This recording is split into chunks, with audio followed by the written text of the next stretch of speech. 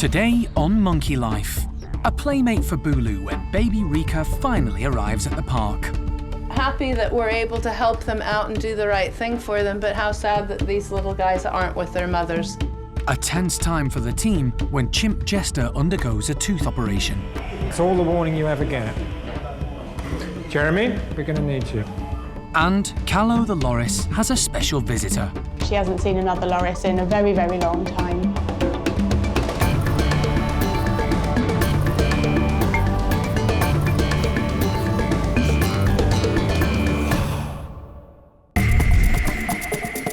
Monkey World in Dorset, buried deep in the English countryside, is the largest sanctuary of its kind on the planet. For more than 25 years, the team, led by Dr. Alison Cronin, has rescued and rehabilitated abused and unwanted primates from all over the world. We've really done everything we can to make her journey as smooth as possible. The park provides a home for more than 240 monkeys and apes, allowing them to live out their lives in safety and peace.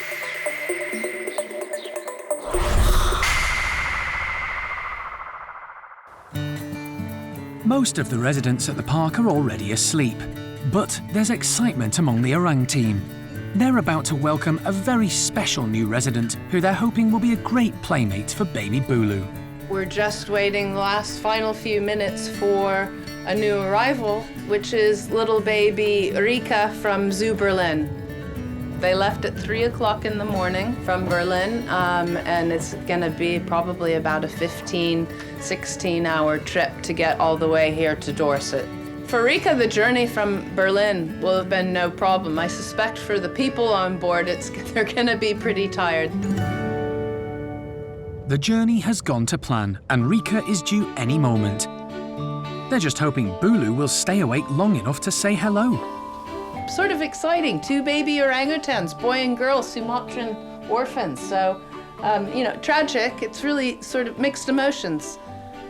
Happy that we're able to help them out and do the right thing for them, but how sad that these little guys aren't with their mothers. We'll have to make a decision as to whether or not we give Shakwai the opportunity to pick up the new female baby. She hasn't picked him up, but who knows, maybe the signals aren't right and maybe they would be with Rieke. Finally, the wait is over. Good evening. Hello, good evening. Hello. You Andre? I'm Andre, yes. I'm Alison. Hello. Pleased to meet you. Nice to meet you. The teams would like the babies to meet tonight before they sleep. Rieke is only 6 weeks old and is much smaller than Bulu. Wow. Tiny. No, 2.8 kilos? 2.6.5. She's surprisingly awake after her long journey and immediately shows an interest in Bulu. Your shoulders, so you're, facing it. Oh my. He seems quite curious about her too. That's nice. Yeah. What a gorgeous baby, huh? It's really a nice cooperative program, huh, between Budapest Zoo, Zoo Berlin, and Monkey World. And so we're all working together to make sure that these babies grow up in the very best circumstances possible, which for them is to be with other orangutans. So far, so good. It looks like Bulu and Rieke are going to get along. But in the morning, the teams will have to decide whether introducing Rieke to Shakwai is the best plan.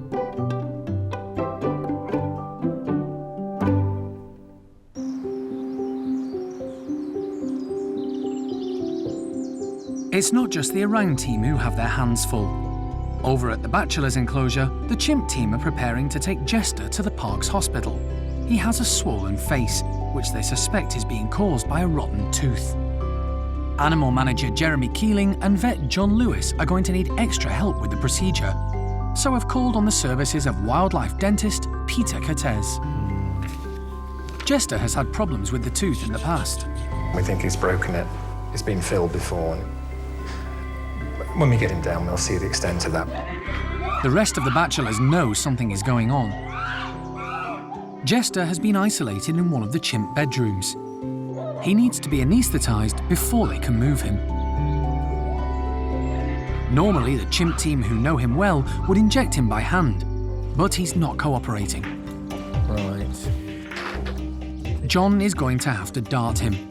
This can be stressful all round, but there's no other option.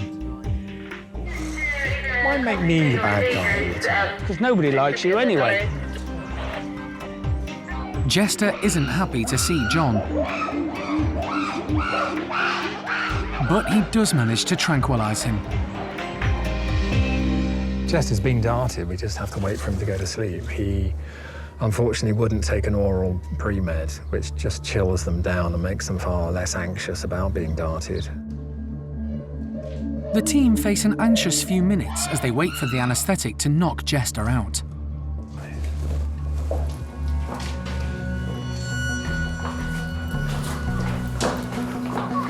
Well done, chaps.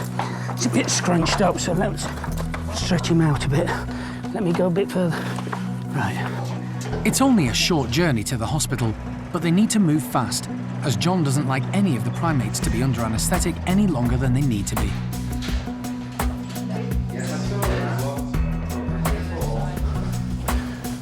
Are we good? Once John is happy that Jester is stable, Peter can take over. Obviously, there's an infection there, and looking at it, I must have treated him many years ago, and he's got a split canine tooth all the way up, and that's infected. This is worse than expected, and getting Jester's tooth out will need major dental surgery. I had no idea what was involved. We don't know, he hasn't been anaesthetized for a long time. So we just have to get on and do our best and get it done as quickly as possible.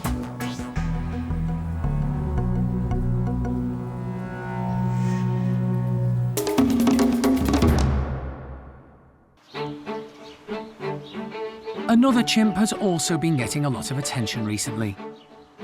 Paddy's son Bart lost his mum Susie after she was found to be suffering from a serious heart condition. There was concern among the team as to how he would cope without her, as he's only 6 years old. But fortunately, his dad, who he's very close to, has stepped into the breach, and the whole group has rallied round.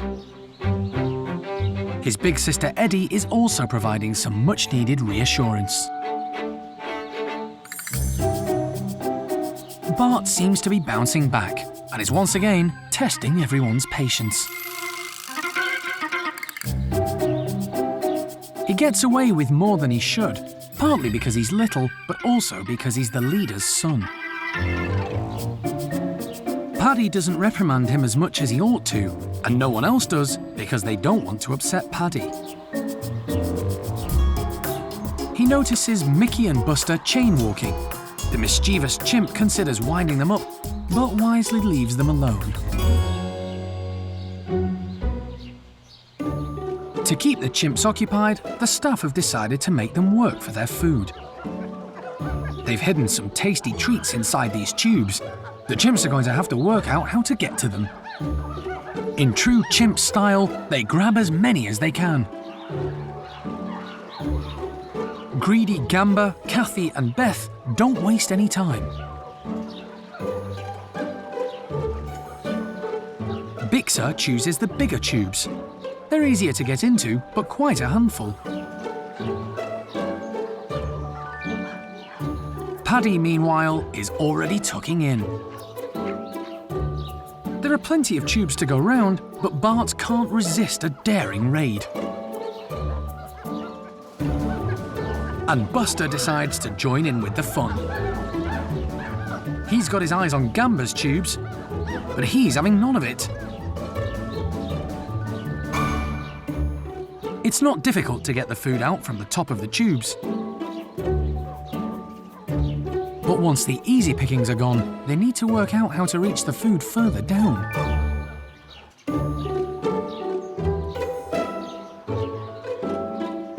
Eventually, they realise brute force works perfectly well.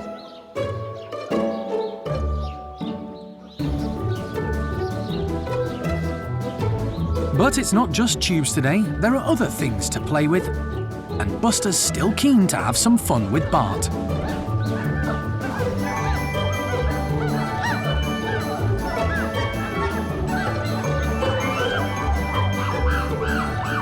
Bart knows if it all gets too much, he can play his trump card and use his privileged position. His dad Paddy is the boss, and he can sit right next to him and even share his food. So Buster will just have to find someone else to annoy.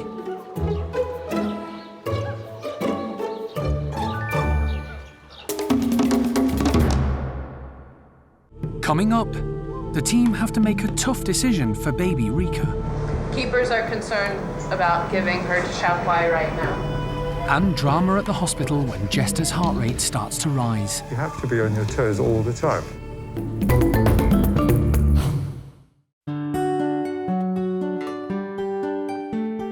New playmates Bulu and Rieke seem to be getting on famously. They are quite interested in each other automatically, which is fantastic to see. It's every primate's instinct. We just have to watch out for his flailing arms, and we'll have to keep an eye on his fingernails and her eyes, because as he flails about, he can actually inadvertently hit her in the eyes, and we just want to make sure that she doesn't get a scratched eye. The team now has to decide whether or not to introduce Rieke to Xiaokuai. I can convince myself either way. Do we try and give Rieke to Xiaokuai, like we did with Bulu Mata? She went in, she was nice with Bulu, but didn't want to pick him up or show an overwhelming interest in him. I'm a little bit more concerned about Rieke in that she has never fed from her mother, and Bulu had. This isn't an easy decision. Even if Xiaokuai does accept Rieke, Rieke may not feed from her, in which case they'll have to be separated again. But on the plus side, Bulu and Rieke are already showing signs of bonding. She definitely instantly responded to being alongside Bulu Mata and looked at him, which is really nice. I'm really pleased for them because the two of them are going to have a long childhood growing up together.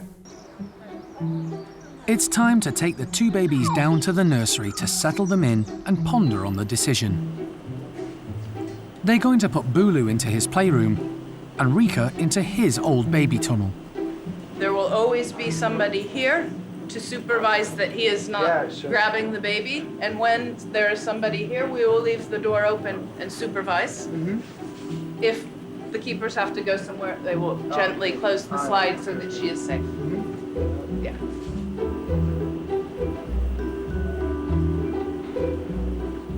Now we just have to make the big decision. Are we going to let Xiaokuai have a go or not? And that's a really difficult decision. We can give her a try. I'm not sure that she's going to actually pick up the baby because I think she's a bit preoccupied with all of her sons in this house. The two babies are blissfully unaware of what could be about to happen.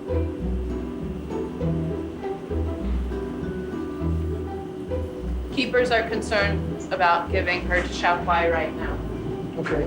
So they would, I think, prefer to wait until she's a little bit more together, I guess. So Yeah. just to do the try a little bit later. Yeah. With Rieke settled, it's time for Andre to say goodbye before he heads back to Berlin. It was fantastic for us to see that both Bulu Mata and Rieke started to get in contact with laying their heads next to each other. And the future for her is good because of all the options they have here. And of course, the people who work here who are really experienced in the way they handle and work with the animals. So it looks like another budding friendship is about to blossom in the orangutan nursery.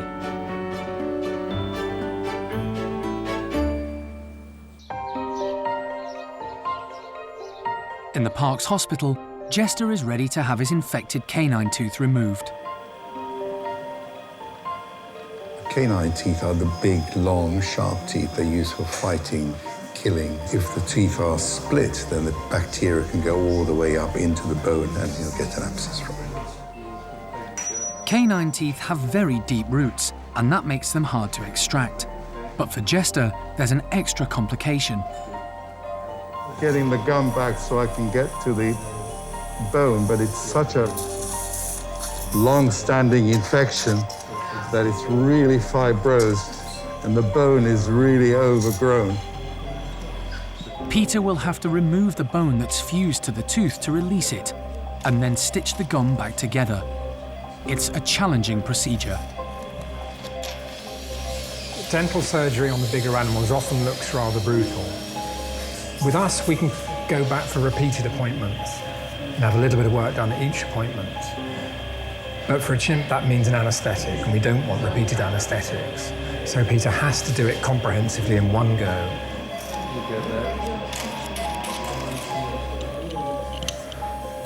There is part of the tooth that was split. Once both parts of the tooth are out, Peter starts to stitch the gum back in place. It actually has closed up very nicely.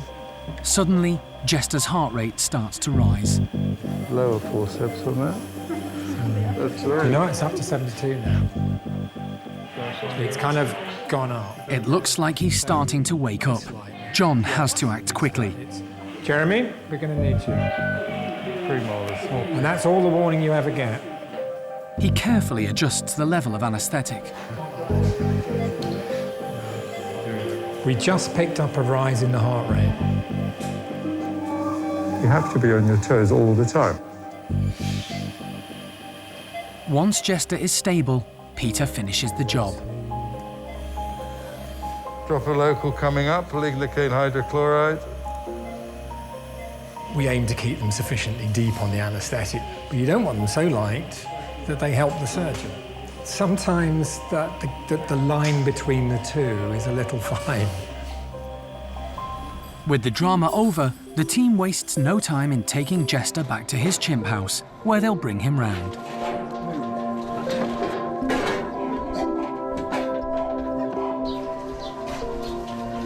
A quick check, and then John reverses the anaesthetic to wake Jester up. Thanks. The big chimp slowly rouses. Tomorrow he'll be back with his housemates, feeling a bit sore, but on the road to recovery. At the other side of the park, life is much calmer for slow loris Callow. Loris are nocturnal primates, and the house has been adapted to make it dark during the day, so that Callow is active during daylight hours. He's been in quarantine on his own since he was rescued from the Maldives. But today, he's getting a special visitor. We have Doris the loris arriving at Monkey World from Sheldon Wildlife Park. However, recent results from a DNA test on Callow might throw a spanner in the works. He turned out to be a she, so we had to change her name to Bulu. It's not so straightforward that female slow loris will live together compatibly. Apparently Doris the loris has lived with another lady before, so it's possible. If the two females do get along, the plan is for both loris to live at Sheldon, as they have nocturnal facilities. But it's better that their first meeting is here in Dorset. We've got 4 separate bedrooms in a circular setup where the ladies can sort of move about without having to be confronted with each other. We're all sorted and ready to go, and we'll set them in bedrooms across the corridor from each other. Doris is accompanied by her keepers. This is a big moment for newly named Bulu. Everyone is hoping they'll hit it off. Bulu looks on with interest. Look at her watching. She is like... From a vantage point, she keeps a close eye on what's happening, and then announces herself. So if, oh, another squeak. Wow. Bulu's found her voice all of a sudden with Doris, and here we've heard a couple of squeaks now. Maybe that'll turn into a whistle and a chatter between the two ladies. Hopefully it's all good. Bulu seems eager to meet her new neighbour, so the team follow her lead and open the door.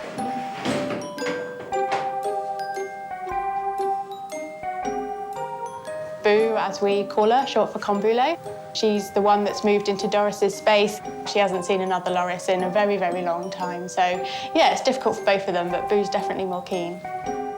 The two slow loris move around each other, slowly. We've just had some contact between Doris and Boo. Basically, Boo approached Doris and just they touched noses and had a bit of a sniff, and then Doris actually started grooming Boo, which none of us expected that so quickly. So we're really, really happy. So yeah, definitely a positive interaction. And it seems with Doris, she's also really active, she's really confident. Boo sort of following, asking her to play quite a lot, but she's not bothered, you know. If Boo comes over to her, they'll have a little groom and then they'll just sort of separate again. By looking at Doris and Boo's behaviour at the moment, they seem happy, so that's the most important thing for us. This initial meeting has gone better than anyone could have hoped. But Boo and her new friend Doris will need to spend more time together over the next few days to make sure they really are compatible before the team will be happy to let them go back to Sheldon.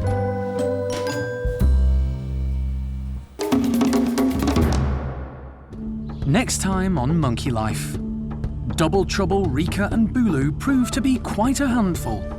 I would liken it to having twins, I think, caring for these two. And Stumpy Phil is given a helping hand as his eyesight begins to fail. He knows that when he hears that sound, that means he's going to get food, so he will come